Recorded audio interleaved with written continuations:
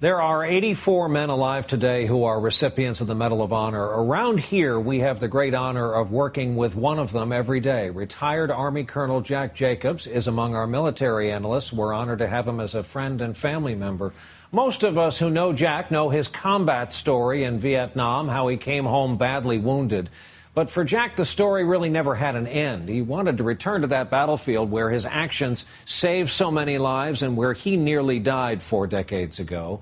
He recently made the journey. Along with him, NBC's Chris Jansing. Far away from the noise, the bustle, and the youthful optimism of modern-day Vietnam is a place where banana boats still navigate the river. Mothers and daughters bathe along the shore, where time seems to stand still, and where so many of an American generation left behind their innocence. The Mekong Delta 2011. For the first time since the Vietnam War, Jack Jacobs returned. It's almost as if time has gone backwards for me. Walking the jungles and muddy swamps where he fought the Viet Cong. One time we went on a patrol and we were in water about chest deep all day long. On a search for the battlefield where he very nearly died 43 years ago. This is the deal. We landed here and moved almost due north. Armed with GPS coordinates and images seared indelibly in his memory, he found it. This is it. This is it. This was all open field back then. The rice paddy has since been flooded for fishing. But in the eyes of a retired colonel, it's as if he can see himself all those years ago.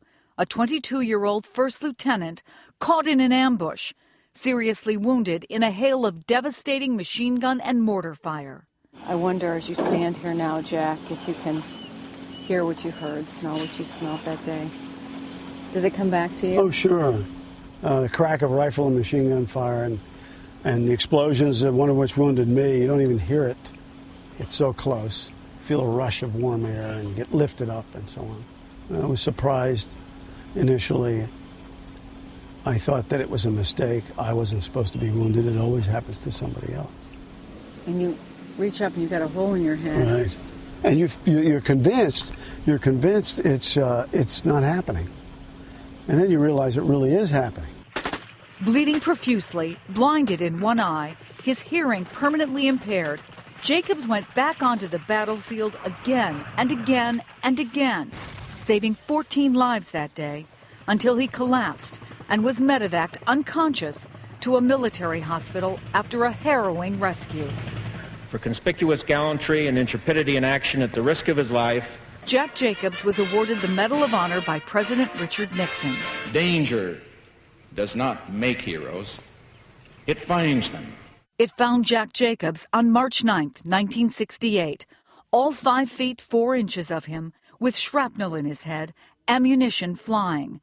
Scenes that punctuate his occasional nightmares even now, and that so many years later drew him back to Vietnam. My memory's not so good, but standing here, it's good now. It was important to me for an unexplainable series of reasons that I had to be here. And I had an opportunity to do so, and here I am. The great work of Chris Jansing and the great work of our friend Jack Jacobs, who's here with us in the studio, and you've loaned me.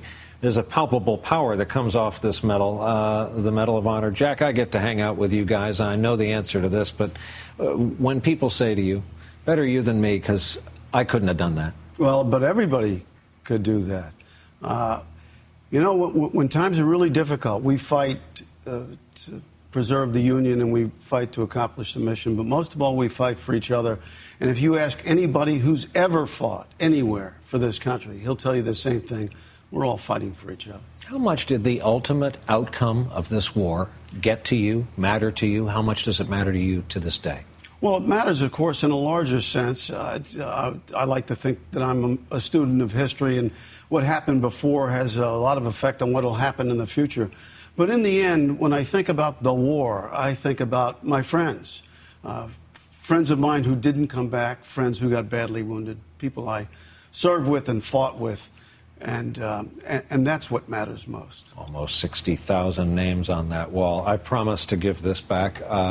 Thank you for this. You got to hold on to it, and you got to touch it, because as Sammy Davis told you, if you don't touch it, it means less. It has less value. All right. Well, I'm touching it, and thank you. And I want to let everyone know, tomorrow night we'll have part 2 of this extraordinary story and this extraordinary journey and the thing that happened when Jack sits down with the enemy, the Viet Cong commander who attacked Jack's unit. That's tomorrow night here on this broadcast. And immediately after tonight's broadcast, Colonel Jacobs will be answering questions on our Facebook page. It really will be him you're talking to, and you're going to type him yourself? I intend to, yes. I figured you stare down the enemy. Facebook's not going to scare you. Thanks, Jack. We'll see you again tomorrow night.